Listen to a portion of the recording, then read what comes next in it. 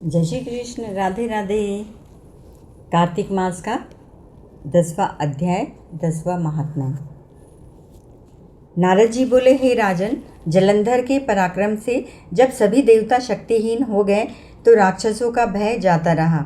देवताओं के भय से जो राक्षस पाताल आदि में जाकर बस गए थे वे भी भय मुक्त होकर अपने आवासों से निकल पृथ्वी पर आकर रहने लगे। जलंधर गुरु शुक्राचार्य की सेवा में रत रहकर ज्ञान प्राप्त करने लगा। एक दिन जलंधर ने राहु को बिना सिर के जीवित देख गुरु से पूछा कि ऐसा क्यों है। तब शुक्राचार्य ने सागर मंथन की कथा सुनाई और स्पष्ट बता दिया कि देवताओं ने छल करके समस्त उत्तम रत्न, बाहर तथा लक्ष्मी आदि को ग्रहण कर लिया है। अमृत को देवता छल से पी गए और राहु ने किसी प्रकार अमृत पान कर लिया तो उसका सिर काटकर उसे शक्तिहीन कर दिया। मगर अमृत पी लेने के कारण राहु का धड़ और सिर अलग अलग रहने पर भी निर्जीव नहीं हो सका। देवताओं द्वारा अपने पिता समुद्र का मंथन किया जाना सुनकर तथा रत्न आदि उत्तम वस्तुओं का हरण देख जलंधर को अपार क्रोध हुआ। उसने देवताओं द्वारा दैत्यों के साथ किए गए छल का बदला लेने के लिए घसमर नामक योद्धा को बुलाकर अपना संदेश इंद्र तक पहुंचाने के लिए भेजा। घसमर देवराज इंद्र की सभा में गया और बोला, हे इंद्र, सागर पुत्र परम प्रतापी जलंधर ने मुझे तेरे पास भेजा है, उसके संदेश को सुनो। तुम देवताओं ने छल से समुद्र का मंथन करके समस्त रत्न आदि श्रेष्ठ वस्तुओं को ग्रहण कर रखा है, इसीलिए तुम उन समस्त रत्न इत्यादि श्रेष्ठ वस्तुओं को वापस कर दो।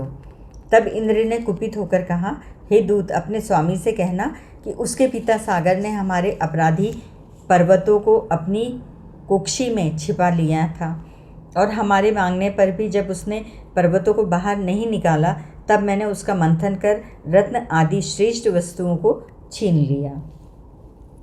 स्वर्ग से लौटकर घसमर ने जब जलंधर से इंद्र का संदेश कहा तो जलंधर ने अपनी दैत्य सेना को तैयार करके स्वर्ग को घेर लिया। जलंधर के परम प्रतापी शुंभ, निशुंभ आदि सहस्त्रों पराक्रमी योद्धा थे। अमरावती की रक्षा के लिए देवराज इंद्र भी समस्त देवताओं के सहित युद्ध के लिए आए। देवताओं और दैत्यों को घोर युद्ध हुआ।